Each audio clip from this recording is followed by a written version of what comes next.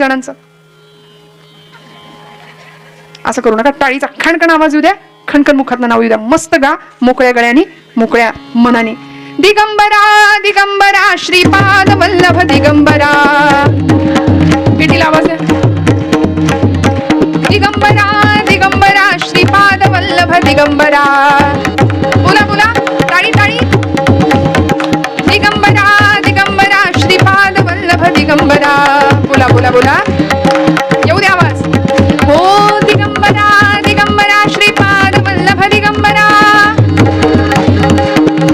वा वा. दिगंबरा दिगंबरा श्रीपाद वल्लभ दिगंबरा. टाळी टाळी. दिगंबरा दिगंबरा श्रीपाद वल्लभ दिगंबरा. दिगंबरा दिगंबरा श्रीपाद वल्लभ दिगंबरा. दिगंबरा दिगंबरा श्रीपाद वल्लभ दिगंबरा. बोला बोला, येऊ द्या आवाज. दिगंबरा दिगंबरा श्रीपाद वल्लभ दिगंबरा.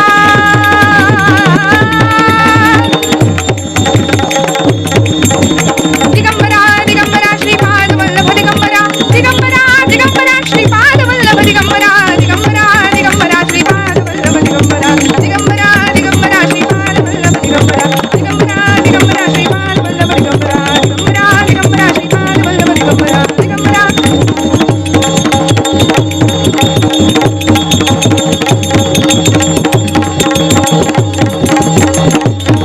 अवधूत चिंतन श्री गुरुदेव आर्य सनातन वैदिक हिंदू धर्म की मंगल मूर्ती श्री अन्नपूर्णा माता की.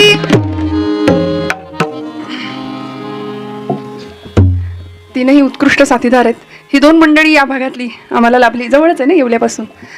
हरिभक्तीपरायण पराग महाराज पाखले, त्यांच्यासाठी एकदा जोरदार टाळ्या वाजवा.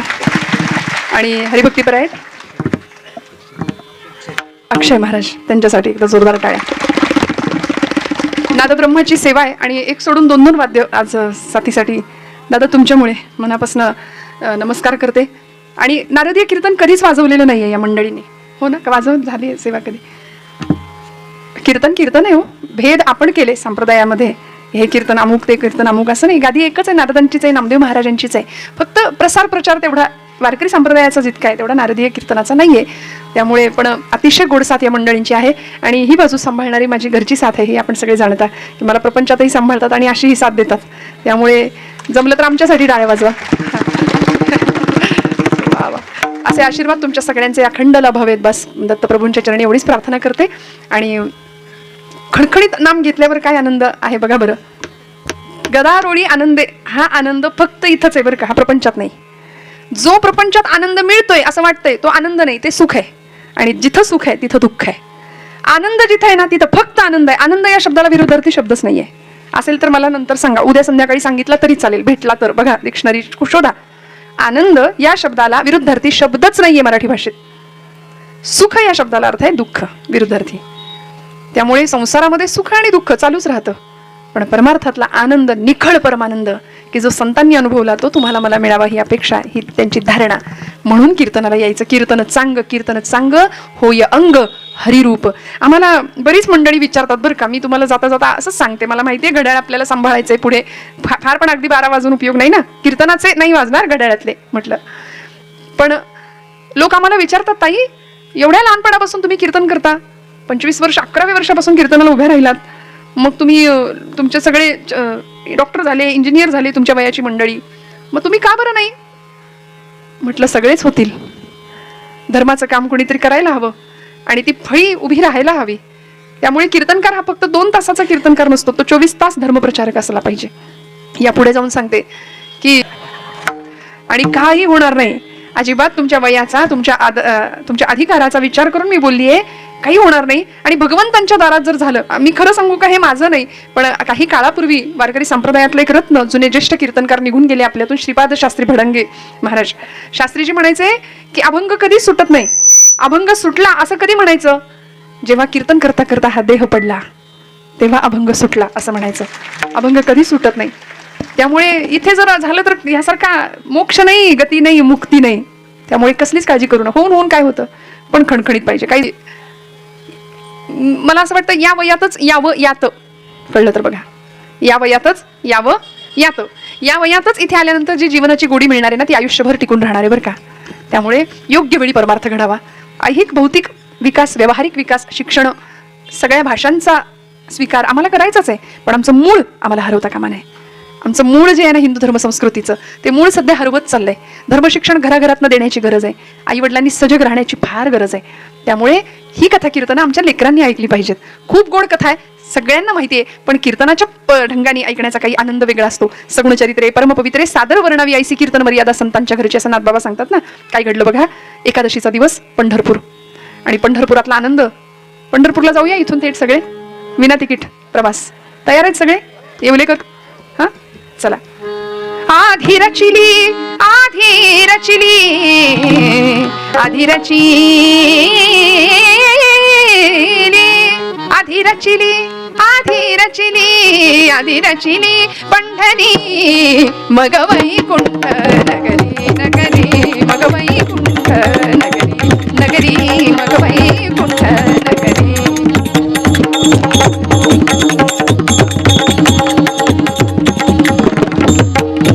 जे मानवते चराचर जे मानवते चराचर तेव्हा होते पंढरपूर तेव्हा होते पंढरपूर तेव्हा होते पंढरपूर तेव्हा होते पंढरपूर मग वैकुंठ नगरी मग वैकुंठ नगरी नगरी मग वैकुंठ नगरी. आणि अशा पंढरपुरामध्ये एकादशीची ही गर्दी जमली आहे बरं का. आषाढीचा दिवस, प्रचंड गर्दी आहे पंढरपूरमध्ये. आणि 2 कंपार्टमेंट आहेत. मराठी भाषेत बोलल्याशिवाय कळत नाही, आपली हीच मराठी ना, मध्ये मध्ये मध्ये मध्ये असे इंग्लिश शब्द येतात. 2 वेगळ्या खोल्या आहेत ना. कुणाच्या? पांडुरंग परमात्मा. एका गाभाऱ्यात आहेत का दोघं जण? नाही ना. आई रुक्मिणी आई साहेबांचं तिकडे आहे दालन. आणि हळूच आई रुक्मिणीने पांडुरंग परमात्म्यांना विचारावं, का हो एवढे सगळे लोक तुम्हाला भेटायला, तुमच्या दर्शनाकरता मैल पायपीट करून येतात, सगळ्यांना वैकुंठ मिळणार का? असं कोण विचारतंय? रुक्मिणी आई पांडुरंग परमात्म्याला. सगळ्यांना वैकुंठाची गती प्राप्त होणार. भगवंत म्हणाले, अगं तुला कोणी सांगितलं पंढरपूरला आला म्हणजे तो वैकुंठाला प्राप्त झाला किंवा मी त्याला प्राप्त झालो? असं काही नाही. मग एवढी सगळी मंडळी येत आहेत. आता यात्रेमध्ये सगळेच असतात, हौशे गौशे आणि सगळे असतात, सगळ्या प्रकारची मंडळी असतात. गळ्यामध्ये माळ असते, पण माळेसारखं वर्तन असेलच असं काही सांगता येत नाही. किंबहुना मोठ्या मोठ्या टपोऱ्या माळा घालणाऱ्याच माणसांचा फार संशय येतो मला तर कधी कधी. त्यामुळे असं असं वर्तन असेल असं काही सांगता येत नाही. भगवंत म्हणतात, असं नाही ग, पंढरपूरला आला म्हणजेच माझी प्राप्ती झाली असं काही नाही.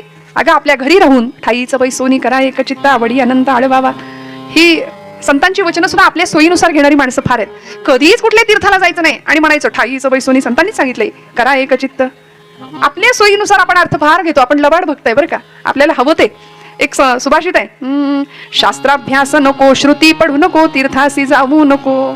एक जण हे कीर्तन माझं ऐकलं आणि एक जण मला भेटायला आले, म्हणाले ताई तो श्लोक मला सांगा म्हणले, परत एकदा लिहून द्या. पाहिजे होता त्यांना, लिहून मला मागत होते. म्हणले कुठला श्लोक? मी बरेच श्लोक म्हणले कीर्तनात आज. नाही म्हणे ते नको नको नको नको सांगितलंय ना, ते फार चांगलं आहे म्हणाले, तो श्लोक लिहून द्या. हे असं आहे आमचं, आमच्या सोयीनुसार आम्ही भक्ती करतो.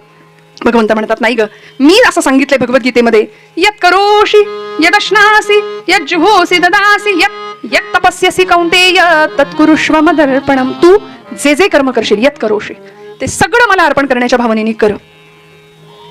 स्वामी म्हणतात की नाही, भिवू नकोस, मी तुझ्या पाठीशी आहे.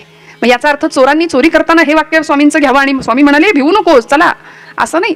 जे जे सत्कर्म करशील तिथे मी तुझ्या पाठीशी आहे. त्यामुळे जे करशील ते मला अर्पण करण्याच्या भावनेने कर, असं मीच भगवद्गीतेत सांगितलंय ना कृष्णावतारामध्ये, असं रुक्मिणीला भगवंत सांगतायत. तरी सुद्धा देवा, असा कोणी एखादा भक्त आहे का हो की जो घरी राहून तुमची पूजा करतोय, आराधना करतोय, पंढरपूरला कधी आला नाही? असा एकच काय, असंख्य भक्त आहेत. रुक्मिणी मला दाखवाल? चल म्हणाले, वेळ नको घालवायला, पटकन माघारी येऊ आपण, 10:30 वाजलेत, 11च्या आत माघारी येऊ. आणि मग पंढरपूर पासून जवळच असलेल्या एका गावामध्ये भगवंतांनी आई रुक्मिणीला नेलं बरं का. कुठे आले? अरण गावचा भक्त सावता, अरण गावचा भक्त सावता, माळी धन्य झाला. विठ्ठल विठ्ठल अखंड विठ्ठल नामामध्ये रंगलेला असायचा आणि भगवंताला आपलंसं केलंय. पंढरपुरापासून जवळ असलेलं अरणभेंडी नावाचं गाव, तिथे भगवंत रुक्मिणी मातेला घेऊन आलेत. अरण गावचा भक्त सावता, अरण गावचा दिन दिन धा तित्रक दिन धा तित्रक दिन दिन धा तित्रक दिन धा तित्रक. अरण गावचा भक्त सावता, माळी धन्य झाला जयाने वनमाळी मोहिला, जयाने वनमाळी मोहिला. विश्वी भरला विश्वंभर तो, विश्वी भरला विश्वंभर तो, नाम विठो त्याचे तत्व हे हृदय वसे राजे, तत्व हे हृदय वसे राजे. अरण गावचा भक्त सावता, माळी धन्य झाला जयाने वनमाळी मोहिला, जयाने वनमाळी मोहिला. आपण जरा प्रॅक्टिस करू द्या. आणि असा भगवंत रुक्मिणी मातेला घेऊन अरण गावामध्ये घेऊन आले. बांधावर उभे राहिलेत. समोरचा मळा, समोरचं शेत पाहिलं. एक एक रोपटं असं जगवलंय, जपलंय, वाढवलंय की विठ्ठल समजून प्रत्येक रोपट्याला पाणी घातलंय. प्रत्येक रोपट्यावर प्रेम करावं. विठ्ठल स्वरूप साक्षात. विचार करा ना, भगवंतांनी दिलेला प्रत्येक श्वास त्याची कृपा आहे असं समजून जर आपलं जीवन पुढे गेलं ना, तर आपल्यासारखे भाग्यवान आपणच. एका श्वासावर सुद्धा आपली सत्ता नाही. वृक्षाचेही पानं आले ज्याची सत्ता राहिली, अंता मग कोठे. देखवी ऐकवी एक नारायण तयाचे, भजन चुकू नये. त्यामुळे प्रत्येक रोपट्यावर इतका जीव लावावा. प्रत्येक रोपटं म्हणजे विठ्ठलच आहे, विठ्ठलच आहे असं समजून जगवावं. असा सुंदर माळा फुलवला होता. आई रुक्मिणी बांधावर उभे आहेत. पांडुरंग परमात्मा सांगतायत, हे बघ माझ्या भक्ताचा मळा. हा कधीच पंढरपूरला येत नाही बरं का, जवळच आहे पण तरी पंढरपूरला कधी येत नाही. कसा मळा फुलवलाय बघ, भक्तीचा मळा आहे. आणि तिकडून समोरून सौभाग्यवती स्त्री येताना दिसली. सोलापुरी साईडला जे मिळतं ते इरकली काठाचं लुगडं नेसलेली, डोक्यावर पदर, कपाळाला रुपया एवढं कुंकू. आता सांगायची गरज नाही. ते म्हणतात ना जुने कीर्तनकार, टिकली तर टिकली. हा, त्यामुळे लाव टिकली लाव असं म्हटलं तरी राग येतो. एवढीशी छोटीशी टिकली सुद्धा आम्हाला नकोशी होते आमच्या मुलींना बरं का. पण आता रुपयाचं अवमूल्यन झालं आपण म्हणूया, त्यामुळे कुंकू गेलं. पण एवढं मोठं टप्पोरं कपाळा, रुपया एवढं कुंकू कपाळावरती. आणि खानदानी शालीनता, फार अलंकार नाहीत. गळ्यामध्ये एकच सौभाग्याचा अलंकार, मंगळसूत्र. आणि प्रचंड तेज चेहऱ्यावर. सावित्रीबाई नाव होतं. डोक्यावर टोपली होती. जेवण घेऊन आले होते आपल्या धन्याला, कारभाऱ्याला. आणि येता येता येता समोरनं त्या सावित्रीबाई येताना दिसल्या. तसं पांडुरंग परमात्मा सांगतायत, ती बघ माझ्या सावतोबाची बायको. आणि काय संवाद होतोय दोघांमध्ये हे दोघं जण पाहतायत. सावित्रीबाई आल्या आणि सावतोबांना सांगितलं, धनी ऊन बरीच वर आलेत बरं का, बैलांना मोकळं करा, चारा घाला, पाणी द्या आणि चला बरं जेवायला बसा, भूक लागली असेल तुम्हाला. हे पूर्वी बरं का सगळं. आता या नाही तर बसा, आम्ही गिळून मोकळे आमच्या वेळेला. ही मी निंदा नाही करत आहे बरं का, पण स्त्री मुक्ती, स्त्री स्वैराचार, स्त्री स्वातंत्र्याच्या नावाखाली आपण स्त्री मुक्ती किंवा स्त्री स्वातंत्र्य म्हणजे पुरुषांबरोबरची लढाई आहे की काय असं विनाकारण मनामध्ये ठसवून बसलो महिला वर्ग. पण असं नाहीये. स्त्री पुरुष भगवंतांची निर्मिती आहे. पुरुष आणि प्रकृतीच्या गुणाकाराखेरीज, माया आणि ब्रह्माच्या गुणाकाराखेरीज सृष्टीची निर्मिती नाहीये. त्यामुळे आदिशक्तीचा अंश आपल्या सगळ्यांमध्ये आहे. त्यामुळे स्त्री स्वातंत्र्य म्हणजे पुरुषांबरोबरची लढाई नाही, स्पर्धा नाही. आपण आपलं अस्तित्व टिकवावं, त्याकरता संघर्ष वाटेल तो करायची तयारी ठेवावी, त्यागाची तयारी ठेवावी. हा स्त्रीमुक्तीचा खरा अर्थ आहे. आणि या पलीकडे जाऊन काय जुना काळ काय होता हो, शेवटचा माणूस घरामधला आपल्यासाठी जेवायचं थांबतंय, इथे खरी श्रीमंती होती. कुणीतरी आपल्यासाठी वाट बघतंय. बघा तुम्ही, असा काळ आपण सगळ्यांनी अनुभवलाय. सगळ्यांनी एकत्र बसून जेवावं. आता आपण पुढारलो की मागे गेलो, मला कधी कधी प्रश्न पडतो. पूर्वी एकत्र बसून जेवायचे की नाही? सगळे एकत्र बसायचे, एकत्र गुण्यागोविंदांनी संसार प्रपंच पुढे जायचा, जेवण व्हायचं. आता हातात घेतात, उभ्या उभ्याच जेवतात. वाढणारं वाकून वाढायचं, जेवणारं खाली बसून छान अशी पंगत बसायची. आता वाढणारा माणूस उभा आहे एका जागी आणि जेवणारा माणूस फिरत फिरत इकडे तिकडे जागा मिळते का कुठे बुफे आहे की नाही?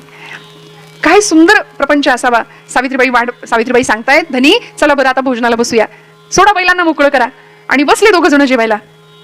अन्न ब्रह्माची प्रार्थना केली आणि पहिला घास मुखात घातला. आणि हळूच पत्नीने विचारलं, कारभारी बरेच दिवस झालं तुम्हाला काही विचारीन म्हणते. विचारू का? विचारू का?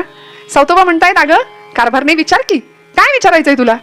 धनी अहो बरेच वर्ष झाली, आता आपल्या लग्नाला जवळजवळ 8-10 वर्ष झाली. आपल्याला छोटी मुलगी आहे, नागू नावाची, नांगीता तिचं नाव बरं का. आणि आपण एवढ्या 10-12 वर्षामध्ये मी तुम्हाला कधीच बघितलं नाही पंढरपूरला गेलेले. गळ्यामध्ये तुळशीची माळ आहे, कपाळाला गोपीचंदन आहे, बुक्का लावता, कायम विठ्ठल विठ्ठल विठ्ठल विठ्ठल स्मरण करत राहता. पण पंढरपूरला कधी गेलेलं मी पाहिलं नाही. का बरं? मला त्याचं कारण सांगाल? सावतोबा म्हणतात, कारभारने हा प्रश्न आहे तुझा, देतो तुला उत्तर. भोजन आटोपलं आणि अन्नदाता सुखी भव आशीर्वाद देऊन हात धुतले, बैलांच्या जवळ आले, बैलांवरती एक अशी थाप मारली मस्त आणि सांगितलं, हे बघ कारभारने, माझा पांडुरंग फक्त विटेवर आहे असं का ग वाटतं तुला? नाही नाही, चराचर सृष्टीमध्ये त्याची व्याप्ती आहे. एको देवा सर्वभूतेषु गूढः, सर्वव्यापी सर्वभूतांतरात्मा, स्थिरचर व्यापुनी जो जगदात्मा दशांगुले उरला. प्रत्येक चराचर सृष्टीमध्ये त्याचं अस्तित्व आहे. आणि बैलांच्या पाठीवर थाप मारली आणि सावतोबा सांगतात, बैल विठ्ठल शेत विठ्ठल, सगळं विठ्ठल इथं. बैल विठ्ठल शेत विठ्ठल विश्व विठ्ठल गे, बैल विठ्ठल शेत विठ्ठल विश्व विठ्ठल गे, विठ्ठल वाणी मोठ काळी दिबी विठ्ठल गे. विहिरीला मोठ जोडलेली होती, मोठीने पाणी द्यायचं. काय सांगतायत? विठ्ठल वाणी मोठ काळी दिबी विठ्ठल गे, बैल विठ्ठल शेत विठ्ठल विश्व विठ्ठल गे, विठ्ठल वाणी मोठ काळी दिबी विठ्ठल गे. पोपट नागू मोर मैना चिमणी विठ्ठल गे, चिमणी वाणी नागू माझी देवी विठ्ठल गे, चिमणी वाणी नागू माझी देवी विठ्ठल गे, बैल विठ्ठल शेत विठ्ठल विश्व विठ्ठल गे, विठ्ठल वाणी मोठ काळी देवी विठ्ठल गे.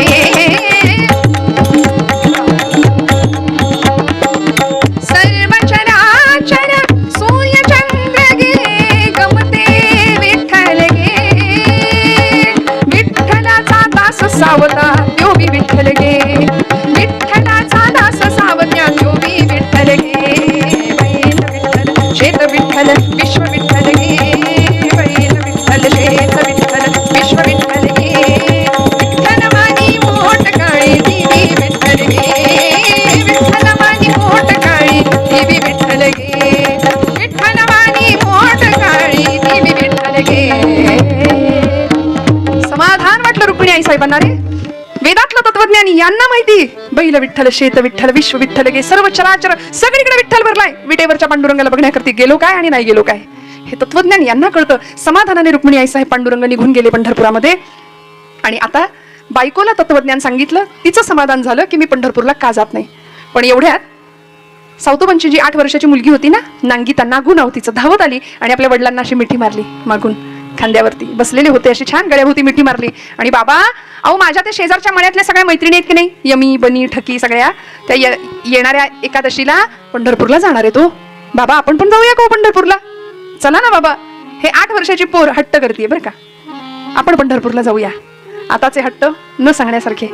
पंढरपूरला जाऊया म्हणून हट्ट करणारी 8 वर्षाची नांगिता आता बायकोला तर जे तत्वज्ञान सांगितलं ते या लेकराला कसं कळणार? अधिकार तैसा करू उपदेश, बैल विठ्ठल शेत विठ्ठल सर्व चराचर, हे सगळं तिला कसं कळणार?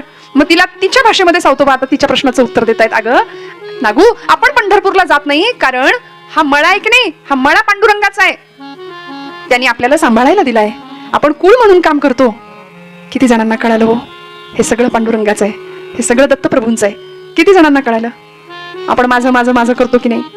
खरं सांगा, मला कधी कधी खरंच असं वाटतं की प्रत्येक दिवशीचं कीर्तन सुद्धा परमेश्वराचा प्रसाद आहे. बघा ना, एखाद्या दिवशी तब्येतीत बिघाड झाला, 3-3 तास कीर्तन करणारी मी एखाद्या दिवशी जर नाही बोलता आलं तर असं वाटतं, अरे भगवंता तुझा प्रसाद आहे म्हणून कीर्तन करू शकते, तुझा प्रसाद आहे म्हणून आपण वाजवू शकतो, गाऊ शकतो, बसू शकतो. काही बिघाड झाला, कुठल्याही क्षणी काही बिघाडला झाला की हो त्याचा नव्हतं व्हायला वेळ लागतो का? किती जणांना वाटतं या सगळ्याची मालकी परमेश्वराची आहे, हा मळा भगवंतांचा आहे. आपण असे उभे राहतो बांधावर आणि पाहुण्याला सांगतो, ते झाड दिसतंय का, तो डोंगर तिथपर्यंत सगळं या पठ्ठ्याचं माझं. ती धरणी माता हसते आपल्यावरती, म्हणते याचा पंजोबा सुद्धा हेच म्हणायचा, याचा आजा सुद्धा हेच म्हणायचा, हे माझं, हे माझं, ही जमीन माझी, आणि हा सुद्धा हेच माझं म्हणतोय ना. शेवटी सगळं इथं सोडून जायचंय, हे पांडुरंगाचं आहे. सावतोबा आपल्या 8 वर्षाच्या मुलीला मार्गदर्शन करतायत, तत्वज्ञान सांगतायत. बाळा आपण कुळ म्हणून काम करतो, पण ती हुशार होती, चुणचुणीत होती नागू. ती म्हणली, बाबा आपण इथं काम करतो कुळ म्हणून, मग येत नाही कधी मालक खंडणी वसूल करायला, वाटा मागायला? आलं पाहिजे की नाही? अगं नाही येत, कारण आपण त्याला त्याच्या वाट्याचं पोहोच करतो. तरी सुद्धा बाबा यायला काय हरकत आहे एखाद दिवशी? बाबा पांडुरंग येईल का? मळ्याचा मालक येईल का आपल्या मळ्यात? सावतोबा पटकन बोलून गेले, येईल. तू बोलावलंस, तू त्याला हाक मारली तर तुझ्याकरता तो येईल. संतांच्या मुखातनं शब्द गेला, वाणी खोटी नाही ठरणार. श्रोते हो, आता जबाबदारी भगवंताला घ्यावी लागेल. ब्रह्ममूर्ती संत जगी अवतरले, उद्धरावया आले दीन जना. संताच्या मुखातला शब्द आहे ना. आता जबाबदारी भगवंताची. बाबा भगवंत येईल का? सावतोबा म्हणतात येणार नागू भगवंत. संवाद संपला आणि नागूनी करावं काय? काहीतरी निरोप देऊया म्हणली पांडुरंगाकडे. म्हणून चुणचुणीत पोरगी उठली, पाट पाट पाट पाट भाजी खोडली, पेंड्या बनवल्या आणि परकराच्या ओच्यात, परकर पोलक घालायच्या पूर्वीच्या, ते परकराच्या ओच्यात ते भाजी घेतली आणि जिथून त्या रस्त्यावरून दिंड्या चालल्या होत्या ना, त्या दिंडीच्या समोर येऊन उभी राहिली. समोरून एक दिंडी येताना दिसली. मनात विचार करते ही भाजी पांडुरंगाला पोच करते आणि भाजी बरोबर निरोप देते, मळ्याचा मालक आहेस ना, मळ्यात येऊन जा. इतकं सोपं छान भक्तीचं रूपक. आणि ही त्या दिंडीच्या समोर येऊन उभी राहिली. आता दिंडीमध्ये असणारे, मी म्हटलं ना की ती माळा गळ्यात असल्या म्हणजे सगळंच असलं असं नाही ना. माळेला मणी 108 असतात, काहींकडे तेवढ्या खोड्या असतात. त्यामुळे ते जरा उलट्या काळजाची होती सगळी मंडळी. दिंडीतली आली आणि ती पोरगी अशी समोर दिसली, 8 वर्षाची नागू. ती त्यांना सामोरी आली. जय विठ्ठल जय हरी विठ्ठल त्यांचं चालू आहे बरं का. जय हरी विठ्ठल जय विठ्ठल जय हरी. ही अशी आडवी आली आणि दिंडी मालकांचं डोकं फिरलं. म्हणाले कोण आहेस तू? मी नागू, सावतोबांची मुलगी आहे. माझी एवढी भाजी पांडुरंगाला द्याल का हो? मळ्याचा मालक आहे आमच्या, एवढी भाजी त्याला पोच कराल? ते दिंडी प्रमुख, दिंडी मालक म्हणले कार्टे हो बाजूला, बाप तर कधी जात नाही पंढरपूरला आणि तुझी ही भाजी न्यायला आम्हाला काही तुझा गडी समजलीस? चल बाजूला हो. पण ढकलून दिलो, धक्का मारला, भाजी खाली पडली, तुडवत निघून गेले. सावतोबा म्हणतात लेकरामध्ये देव दिसला नाही, विटेवर कसा दिसेल? निघून गेले. रडायला लागली, सगळी भाजी खराब झाली, पायदळी तुडवली. पुन्हा आली, सावतोबांना मिठी मारली. बाबा बाबा पांडुरंगाला भाजी पोहोचेल का हो? कोण देईल? दुसरी भाजी गोळा केली आणि संकल्प केला, बाबा जोपर्यंत पांडुरंग म्हणजे मण्याचा मालक मण्यात येत नाही तोपर्यंत मी अन्न पाण्याचा घोट घेणार नाही, अन्नाचा कण नाही, पाण्याचा घोट घेणार नाही. 8 वर्षाची मुलगी संकल्प करते. आमच्याकडे संकल्प आम्ही फार करतो, पण ते संकल्प तेवढ्याच पुरतेच असतात, 1 जानेवारी पुरतेच, नाही का? पांडुरंग मण्यात येईपर्यंत मी जेवणार नाही, अन्नाचा कण नाही, पाण्याचा घोट नाही घेणार. 9मीचा दिवस होता, दिवस संपला. 10मीचा दिवस उजाडला. पोरीच्या पोटात अन्नाचा कण नाही, चेहरा निस्तेज पडायला लागला, ग्लानी यायला लागली डोळ्यावर. 2-3 दिंडे अशाच निघून गेल्या, भाजी नेलीच नाही. आणि मग 10मी दिवशी संध्याकाळच्या वेळेला दिंडी येताना दिसली. म्हणाली आता तरी पांडुरंग यायला पाहिजे. सदृदय दयागण भगवंताला सहन नाही झालं. सावतोबा म्हणतात पांडुरंग परमात्म्या पोरीकडे बघवत नाहीये, माझ्या मुखात न तू बोललायस येईल म्हणून पांडुरंग मळ्याचा मालक, तुला आलं पाहिजे. म्हणून सावतोबांनी गळ घालावी आणि दयागण भगवंतांना दया यावी. वीट सोडली हो देवानी. हिनी पटापट संध्याकाळच्या वेळेला भाजी खोडली, आपल्या परकराच्या ओच्यात भाजी घेतली आणि दिंडीच्या समोर येऊन उभी राहिली. आणि आताची दिंडी आगळी वेगळी होती. 10 दिशांचं तेज भाकलेलं बाजूनी, 4ही बाजूंनी 10 दिशांचे दिक्पाल होते गळ्यामध्ये टाळ घेऊन. आणि दिंडी प्रमुख म्हणून साक्षात पंढरीश पंडा परमात्मा, अनंत कोटी ब्रह्मांड नायक. जय विठ्ठल जय हरी विठ्ठल, जय विठ्ठल जय हरी विठ्ठल, जय विठ्ठल जय हरी विठ्ठल, जय विठ्ठल जय हरी विठ्ठल, जय विठ्ठल जय हरी विठ्ठल, जय विठ्ठल जय विठ्ठल जय हरी विठ्ठल, जय विठ्ठल जय हरी विठ्ठल, जय विठ्ठल. निघाली दिंडी समोरून आणि नागू आडवी आली, दिंडीला सामोरी आली. पांडुरंग परमात्मा त्या लेकीकडे पाहिलं, डोळे खोल गेले होते. अक्षरशः पोटात कण नाही हो अन्नाचा, 8 वर्षाची पोरगी. आणि हळूच, आधी दूध सुद्धा म्हणतात ना, जर भाजलं तर ताक सुद्धा माणूस फुंकून पितो, होय की नाही? दुधाने तोंड भाजलं तर. तिला अनुभव होते आधीचे, म्हणून हळूच सामोरी आली. अंदाज घेतला, वारकरी दादा पंढरपूरला निघालात का हो? पांडुरंग परमात्मा म्हणतात हो बाळा. का ग, काही वस्तू द्यायची आहे का? तिला असं वाटलं किती दयाळू आहेत, स्वतःहून विचारलं काही न्यायचंय का म्हणून. तिने असा परकर पुढे केला, म्हणाली बघा ही भाजी आहे, पांडुरंगाला द्यायची, न्याल का हो एवढी? आमच्या मण्याचा मालक आहे तो, पण येत नाही हो कधी मण्यात. माझे बाबा म्हणले तो येईल, एवढी त्याला भाजी पोच कराल का? आणि त्याला सांगा. स्वतः भगवंत तिचा भाव पाहिला आणि भाजी घेतली. आणि भगवंत थोडस पुढे निघून गेले बरं का, 2 पावलं, परत मागे आले. म्हणाले बाळा काय म्हणालीस नाव तुझं? नागू. नागू, बरं. अगं नागू, वस्तू दिल्यानंतर काहीतरी निरोप द्यायचा असतो, मग काही निरोप नाही का तुझा? निरोप आहे म्हणली. किती दयाळू दिसता हो तुम्ही, नाहीतर ते बघाचे वारकरी माझी भाजी पायदळी तुडवली, तुम्ही किती दयाळू दिसता, अगदी माझ्या पांडुरंगासारखे दिसता. भगवंत म्हणले मेकअप चुकले की काय माझं, ओळखलं की काय हिनी? अगदी आमच्या पांडुरंगासारखे दयाळू दिसता म्हणाली. बरं काय निरोप आहे सांग? म्हणाले निरोप एवढाच आहे की कधीतरी येत जा म्हणाव, मळ्याचा मालक आहेस ना, ये मळ्यात कधीतरी, आणि एकटा येऊ नको, रुक्मिणी आईला घेऊन ये. मी तिला काही काम नाही पडू देणार. वडिलांना सांगून एक छान छोटीशी झोपडी बांधायला सांगेल, रोज आई जुईच्या फुलांचा गजरा करून देईन, पण आईला घेऊन ये म्हणून सांग. सांगाल का एवढा निरोप दादा? भगवंत म्हणाले सांगतो म्हणून निघाले पुढे. आणि या लेकीला एवढा आनंद झाला, नाचायला लागली हो. मळ्याचा मालक येणार, पांडुरंग येणार. शेजारच्या पोरींना मैत्रिणींना सांगायला लागली आता येईल, आता येईल, आता येईल अमुचा धनी, आता येईल अमुचा धनी, आता येईल, आता येईल, आता आता आता येईल आमचा धनी, पंढरपूर सोडून शानी, पंढरपूर सोडून शानी, आता येईल तो गरुडावरी बैसुनी, तो गरुडावरी बैसुनी, संगे घेऊन रुक्मिणी राणी, आता येईल आमचा धनी, आता येईल आमचा धनी, पंढरपूर सोडून शानी. मण्याचा मालक येणार, पांडुरंग येणार म्हणून नाचायला लागली. एकादशीचा दिवस उजाडला, एकादशीचा दिवस उजाडला. पोटात अन्नाचा कण नव्हता, ग्लानी आली. सावतोबांनी उचलून घेतलं. नागू नागू डोळे उघड बाळा, डोळे उघड. आला का पांडुरंग, आला का पांडुरंग, आली का रुक्मिणी आई, कुठाय बाबा कुठाय. पुन्हा डोळे मिटावेत.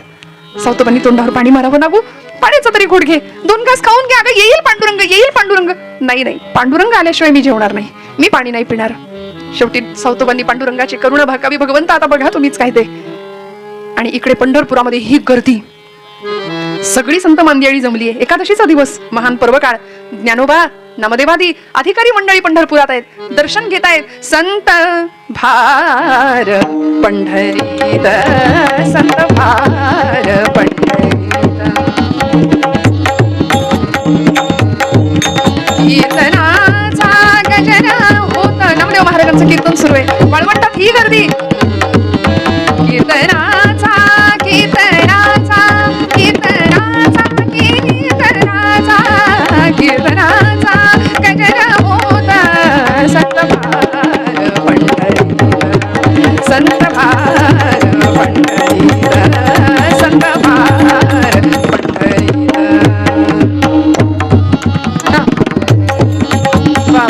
तेथ असे देव उभा, जैसी समचरणाची शोभा. जनाबाईचा अभंग आहे.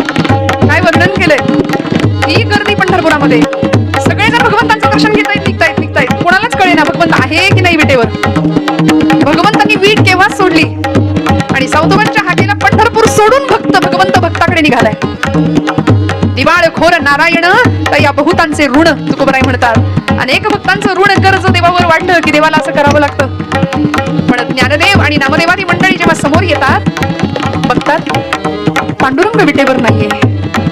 हे फार कमी लोकांना कळतं. आपण बऱ्याचदा भक्ती करताना देवातल्या पाषाणाला नमस्कार करून निघतो, पण पाषाणातलं देवत्व बघणारी काही कमी मंडळी असतात. अधिकारी संतांना कळलं देव इथं नाहीये, आणि मग सगळ्यांनी मोर्चा वळवला. नामदेव म्हणतायत, ज्ञानोबा देव गेले कुठे आजच्या दिवशी. ज्ञानराज म्हणतायत, न येणाऱ्या भक्ताकडे गेलेत म्हणाले नामय्या.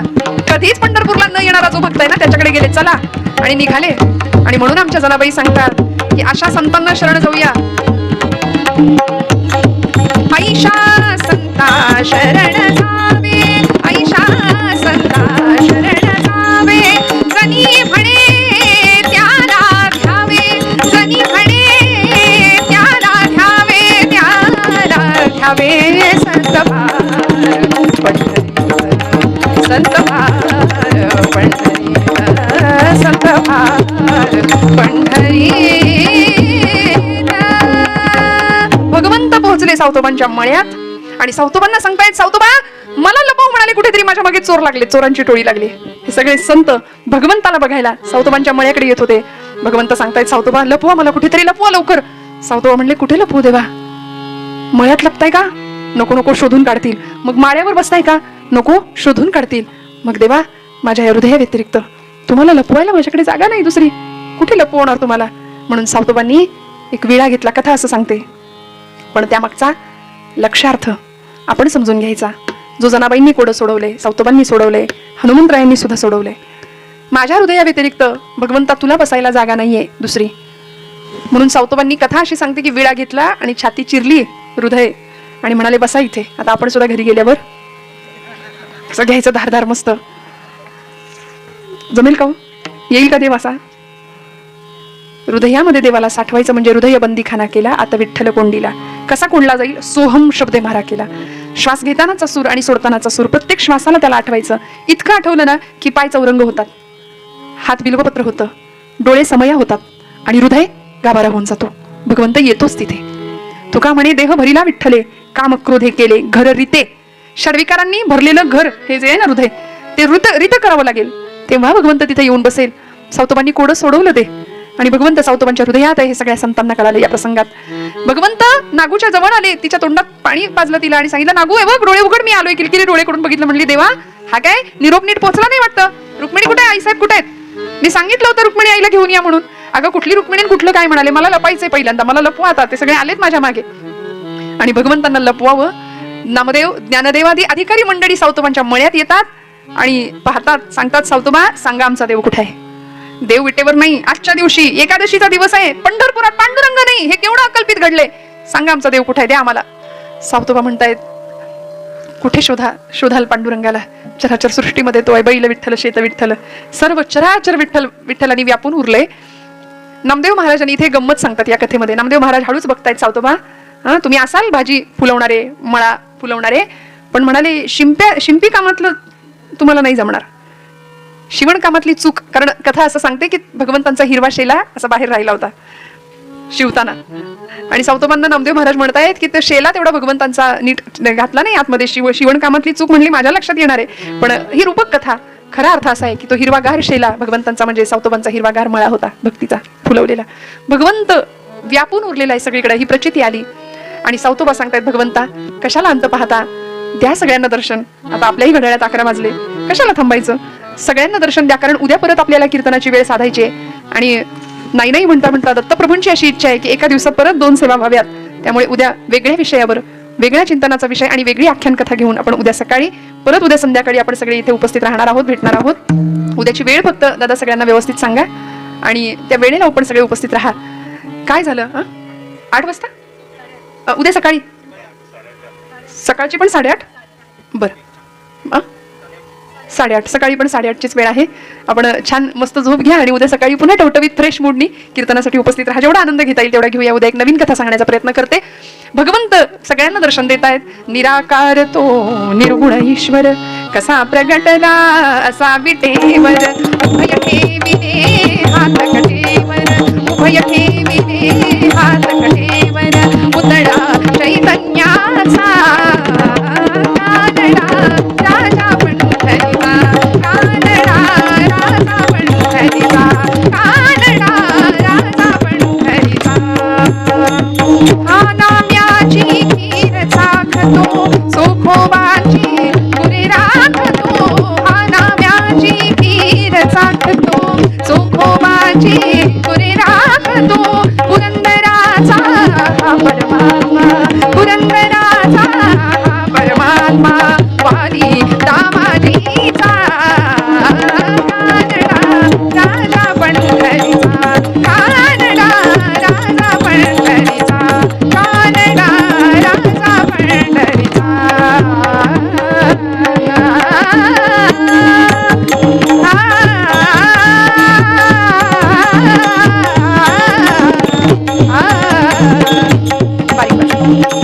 झालेली सेवा दत्तप्रभूंच्या चरणावर समर्पित करते.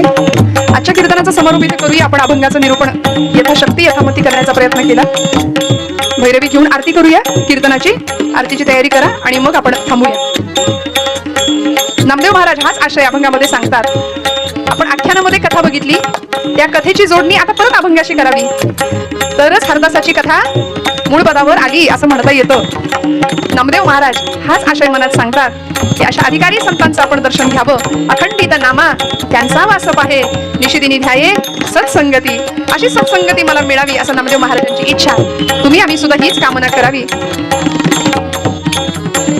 ब्रह्ममूर्ती संत जगी अवतरले, ब्रह्ममूर्ती संत जगी अवतरले, उद्धरावया आले दीन जना, ब्रह्मादिक त्यांची वंदिती पायवणी, ब्रह्मादिक त्यांची वंदिती पायवणी, ब्रह्मादिक त्यांची वंदिती पायवणी, वंदिती पायवणी, वंदिती पायवणी. पंढरीनाथ महाराज की जय. सगळ्या संतांनी जे भगवंताकडे मागणं मागितलं ते मागणं मागूया आणि कीर्तनाची एक आरती दत्तप्रभूंचीच घेऊया आणि बसायचं. बरं. हे चिदान देगा देवा तुझा विसर न भावा, गुण गाईन आवडी हेची माझी सर्व, नरगे मुक्ती धन संपदा संत